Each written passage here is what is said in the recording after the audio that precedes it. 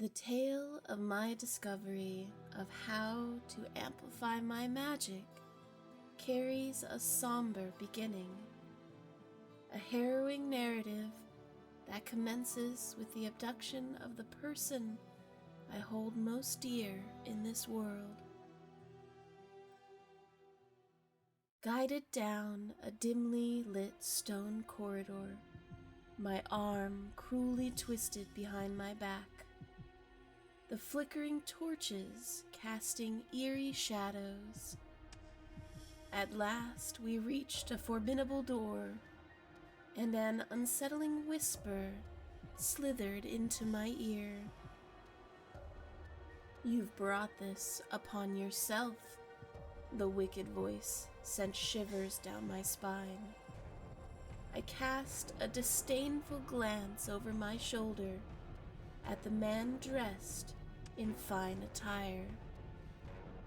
With venom lacing my words, I retorted, "Sadistic bastard." He wrenched my arm harder, a searing pain shooting through my body.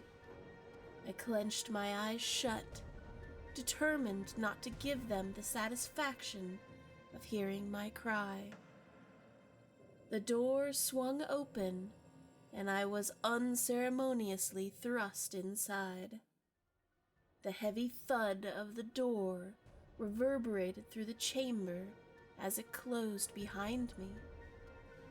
I massaged my aching shoulder, but amidst the silence, a faint yet familiar voice reached my ears. "Cath?"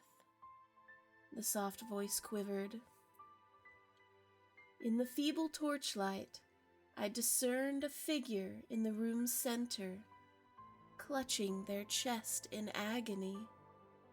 A green, sickly hue spread from their lips down their throat, an empty potion bottle discarded nearby. Kneeling swiftly, I cradled the trembling form of my beloved. Their unfocused eyes darted around, searching for something elusive. Their feeble hand lacked strength as I clung desperately to it. "Starlight?" I choked on the final syllable. Their eyes turned towards the sound of my voice, a slow smile spreading across their face. "My flower," they replied weakly, a green liquid oozing from the corner of their mouth. Their breathing grew labored, their heart struggling against the poison's relentless grip, its echoes filling the room.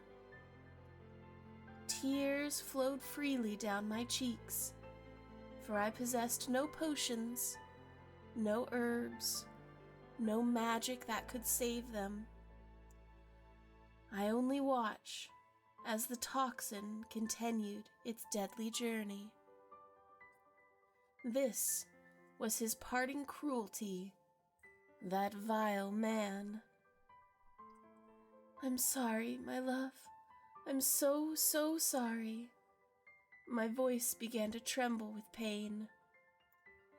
In spite of their condition, they raised a frail hand to my cheek, drawing my gaze. "I love you, my flower," they said. "As I love you, my only starlight. You're my paradise, and you're mine." With their hand upon my cheek, we shared a final bittersweet kiss, the taste of poison on their tongue. The tears streaming down my cheeks as I held them tightly, feeling their last breath slip away As they exhaled their final breath, I felt the poison seeping into my own veins. My chest began to ache in agony. Please, please don't go, please. The anguished cry of my loss reverberated in the room. I restrained myself only long enough to allow their spirit to find peace. For they say that crying aloud can hold a spirit back from moving on. And so, now, they were no longer here. Clinging to their lifeless form, I let out all the pain, fear, anger, and sorrow that had built up within me, releasing it in a torrent of emotion. Everything around me was erased by my magic, leaving me yearning to see the sky with them. So many skies. The wait between lives felt endless, and I wasn't prepared for it. With a surge of energy, I unleashed a shockwave that obliterated everything in its path. The castle ceased to exist, and any living thing within a mile radius was extinguished. As my last bit of strength drained away, my consciousness faded into darkness.